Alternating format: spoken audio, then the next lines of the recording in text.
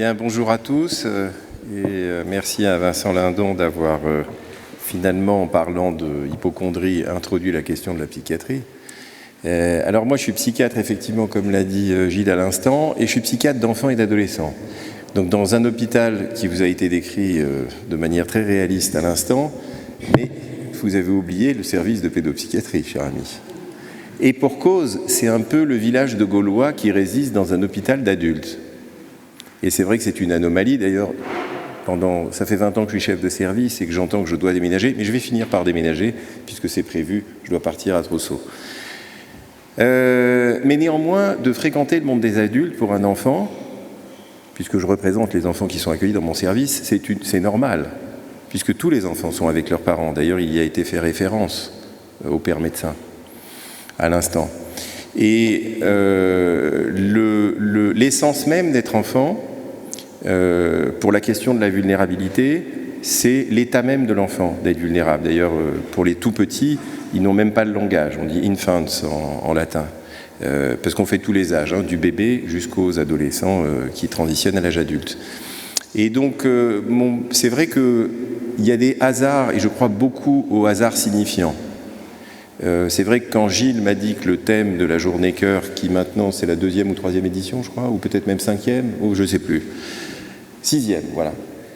Quand il m'a dit que le thème c'était vulnérabilité, alors qu'on ne se croise pas tous les 5 minutes, donc on n'avait même pas parlé de l'exposition, c'est vrai que c'était un hasard heureux que le thème de la chapelle et de l'exposition que l'hôpital m'avait demandé d'organiser, j'ai choisi de l'appeler vulnérabilité.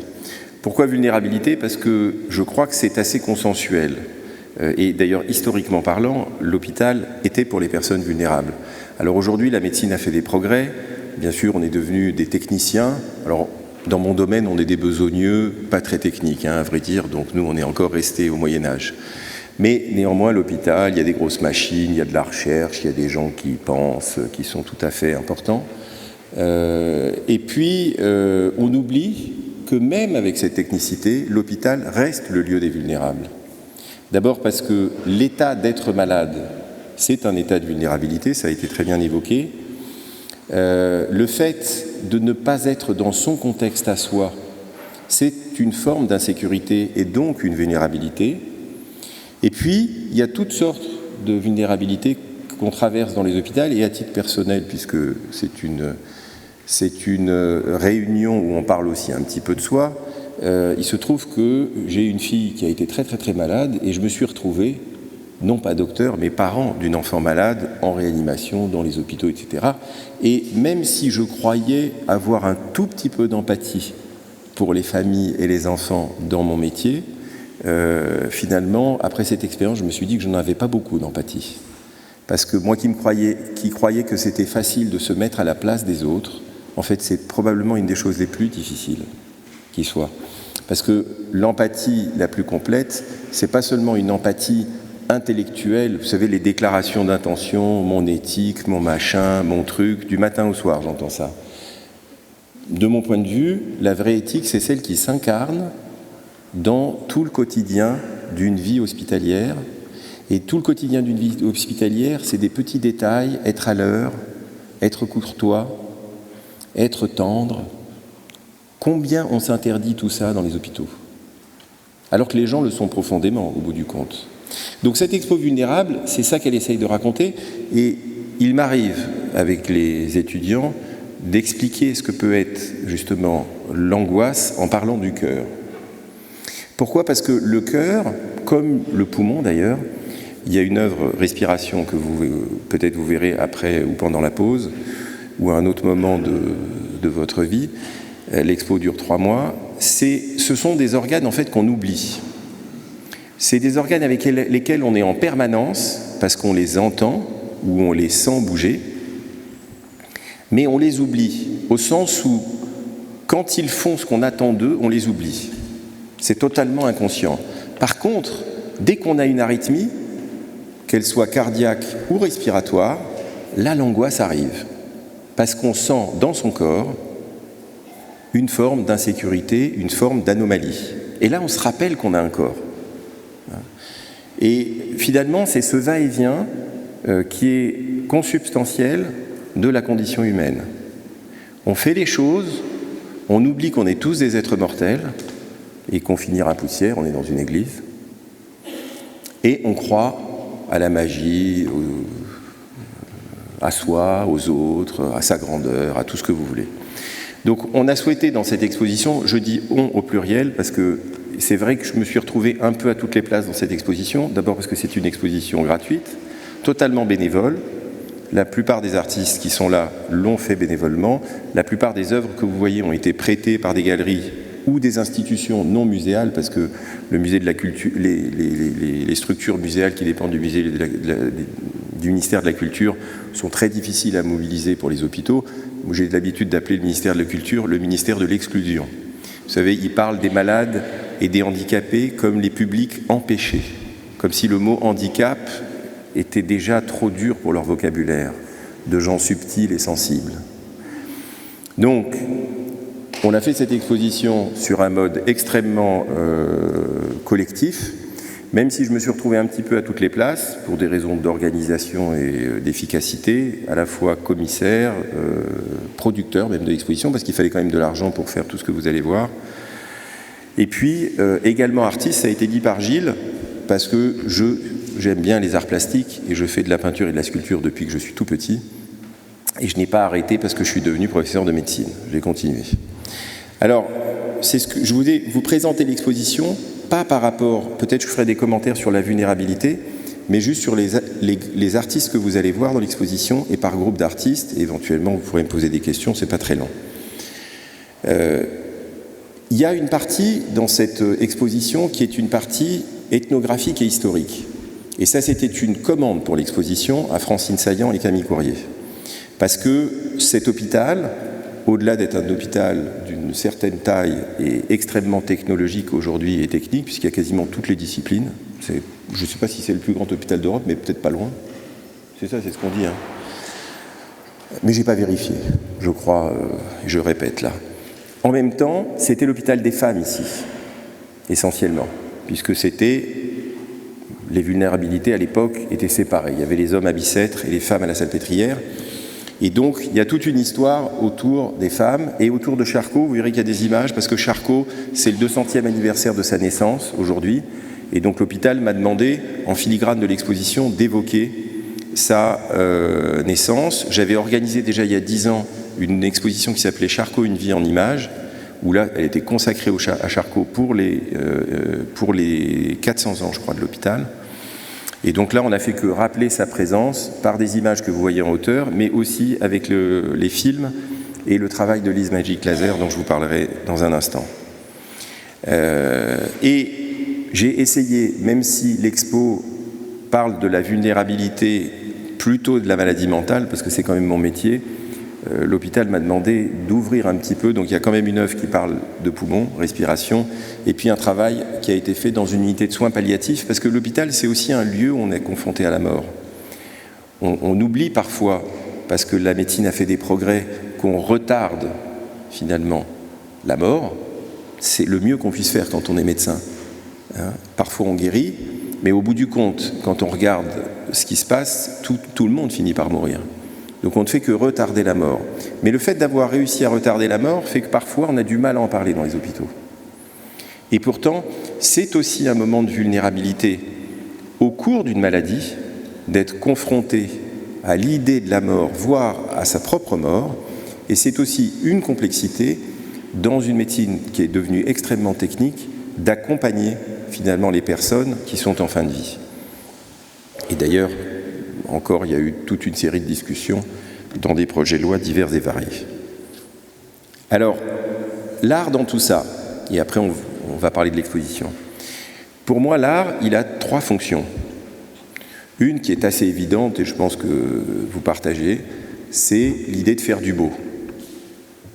Même si certains croient qu'il suffit de faire de l'original pour que ça soit du beau.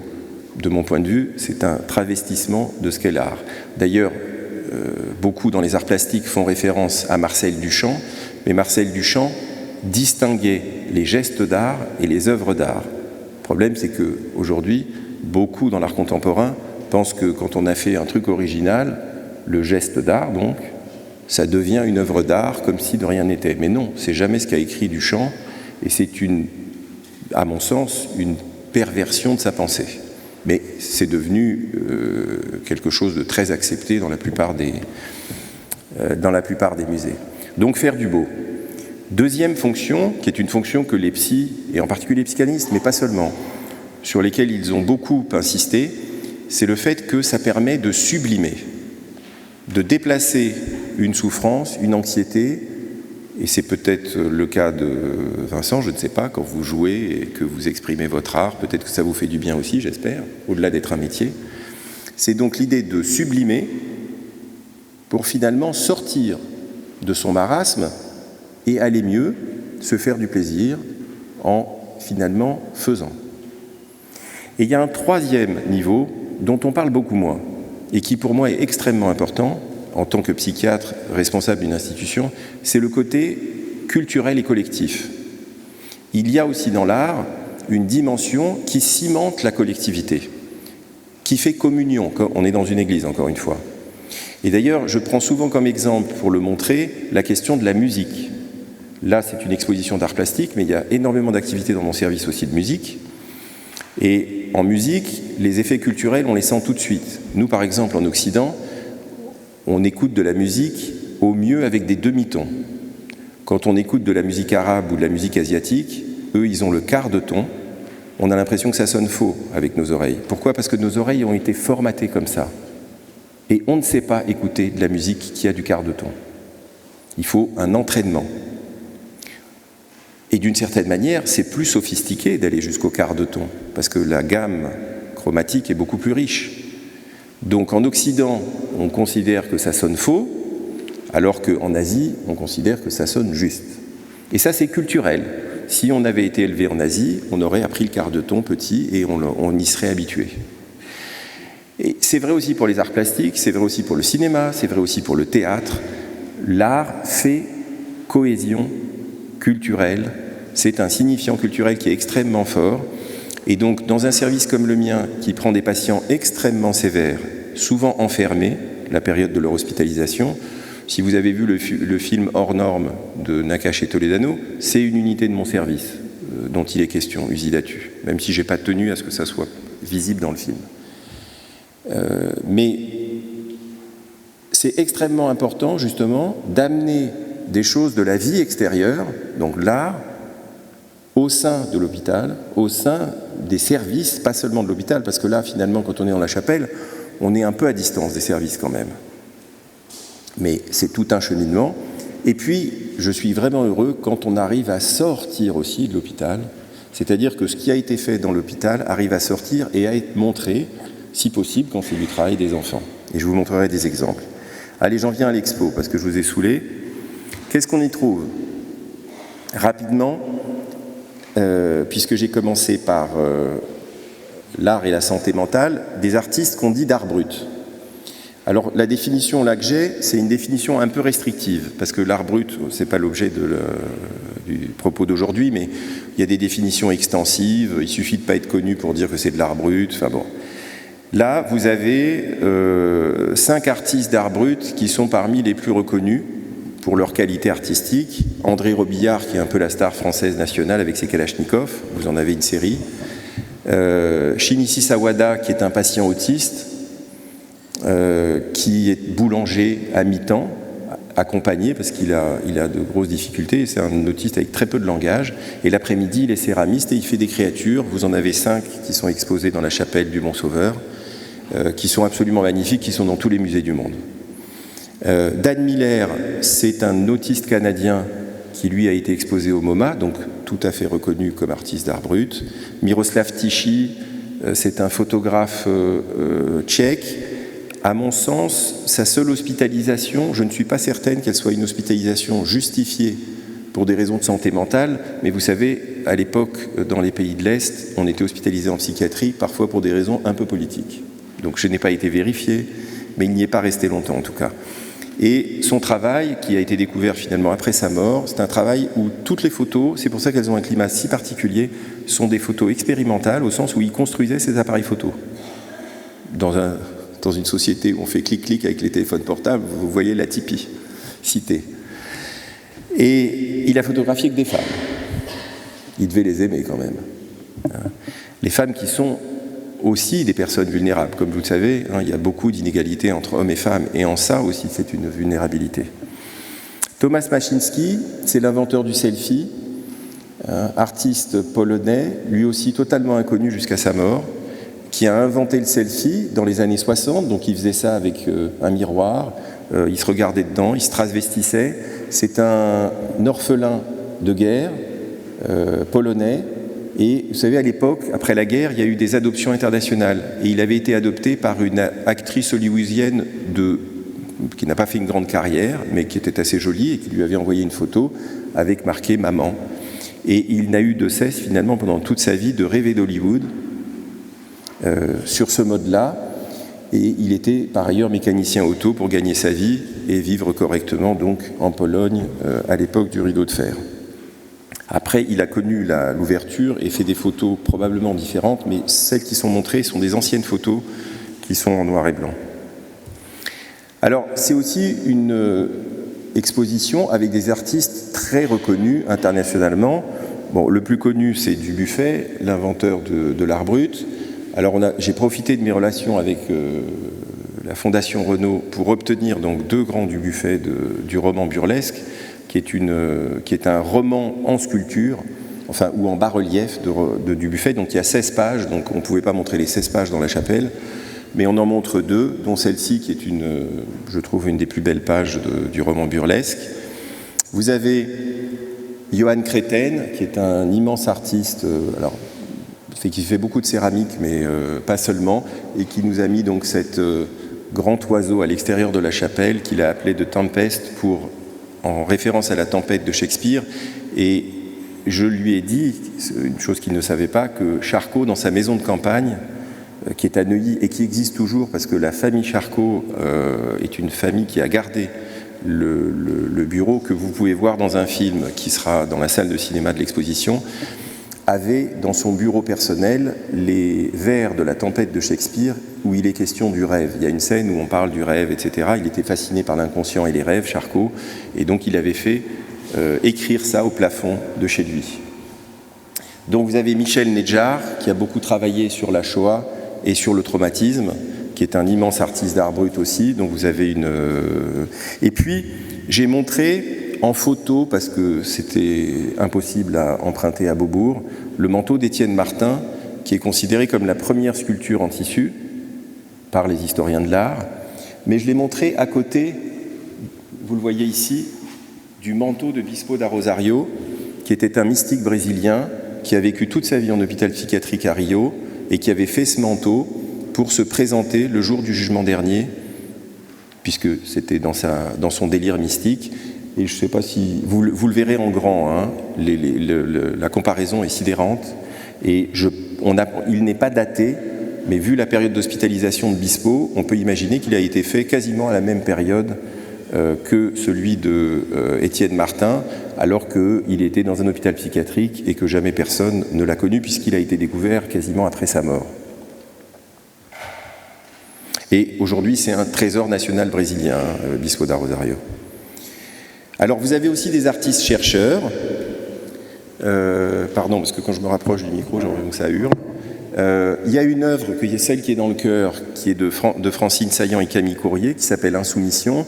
Alors ça, c'est une œuvre qui est commandée pour l'exposition et qui fait suite finalement à un travail ethnographique, puisque Francine Saillant, elle est chercheure anthropologue au CNRS canadien, et elle a fait 2 séjours ethnographiques dans mon service pour observer comment on faisait circuler l'art dans mon service.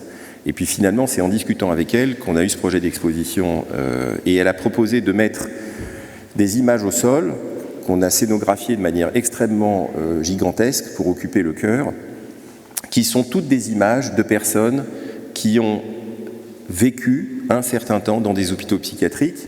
D'ailleurs, vous avez la photo de Bispo da Rosario aussi dedans, mais vous avez surtout de l'iconographie de la Salpêtrière, puisque vous savez que Charcot faisait photographier, pour lui, la photographie à l'époque du 19e, c'était comme les radiographies d'aujourd'hui, c'était vraiment pour comprendre certaines positions, certaines actions, etc.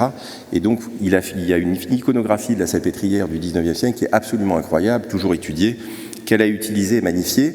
et mis en regard de dessins qui ont été réalisés par Camille Courrier, qui sont des dessins monumentaux inspirés d'architecture psychiatrique. Donc pour ceux qui connaissent bien, vous avez là en photo l'hôpital de Maison-Blanche, des photos historiques de l'hôpital de Maison-Blanche. Il y a aussi l'hôpital de Volterra, qui est un hôpital en Toscane tout à fait connu des psychiatres italiens. Vous avez l'œuvre Respiration de Samuel Bianchini, qui est une sorte de poumon, hein, la forme que vous voyez, qui se synchronise avec votre respiration si vous restez devant un certain temps. Vous avez un robot théologique avec lequel... Alors, c'est pas celui-là. Celui-là, c'est le robot qui avait été présenté dans une cathédrale en Italie, qui est fait par un roboticien italien artiste qui travaille à l'université de Chiba au Japon. Et en fait, pour l'exposition, il nous en a fait un qui est une sainte, Sainte Clémence, version gothique, parce qu'il dit que l'art gothique est quand même beaucoup plus fort en France. Donc, c'est pas l'image que vous voyez sur cette photo, mais le principe est le même. Vous pouvez prier avec elle. Elle connaît l'Ancien, le Nouveau Testament.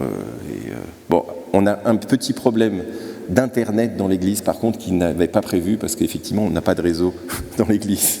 Donc, ils ont mis un modem, mais...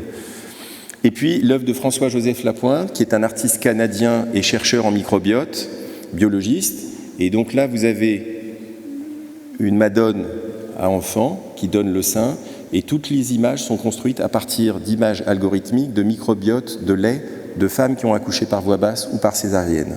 Et vous savez que l'accouchement est un moment de vulnérabilité, aussi bien pour les femmes que pour les bébés.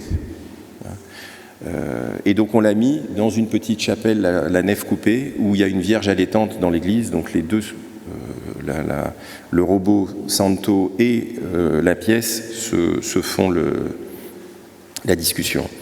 Et puis vous avez des artistes probablement moins connus parce que contemporains. Éric Micon-Castin, c'est un travail que je trouve d'une sensibilité magnifique. On montre juste une vidéo. D'habitude, c'est un spectacle avec des vidéos, des robots, des danseurs, etc. C'est un danseur qui a une compagnie à Marseille qui s'appelle la compagnie Shonen.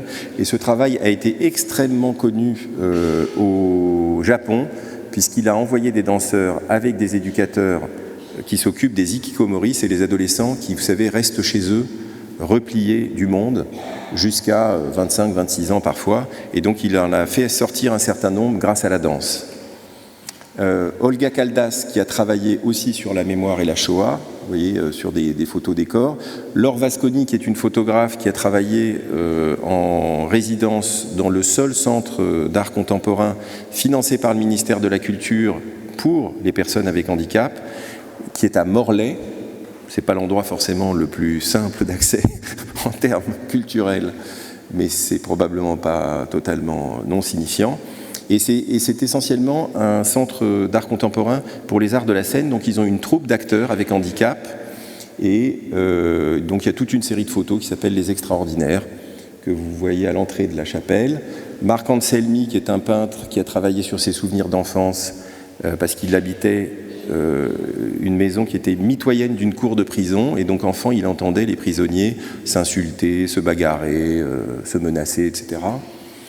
Sepan Danesh, qui est un collègue iranien qui est arrivé en France sans parler la langue et qui s'est finalement révélé par les petits cubes, et il a fini par faire des dessins avec des cubes et des sculptures avec des cubes, et c'est un artiste professionnel. Maïgula Morgan, qui est une artiste et aussi vidéaste, qui a fait un film sur la foudre.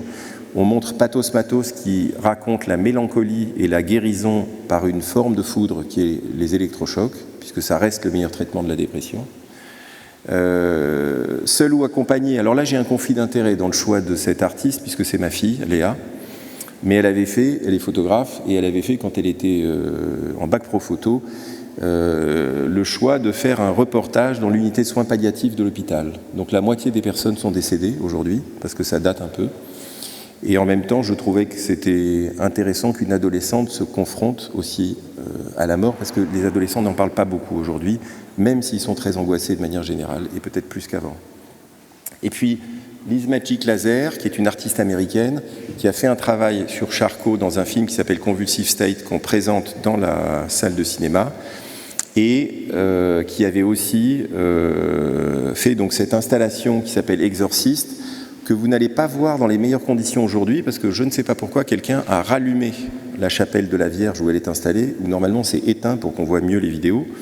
Mais vous avez en fait 8 vidéos synchronisées où vous avez des danseurs ou, je sais pas, thérapeutes par le corps qui finalement font des mouvements et vous pouvez vous identifier en vous reflétant dans les écrans, etc. Et c'est un travail qui avait été présenté au musée de Brooklyn il y a maintenant 2 ans et qu'on a repris ici puisqu'elle est venue faire des interviews quand elle a travaillé sur Charcot. Et puis pour finir, vous avez 2 psys dans l'exposition. Vous voyez, je me suis quand même limité. Je m'y suis mis moi, et j'ai fait 2 installations spécifiques pour l'exposition.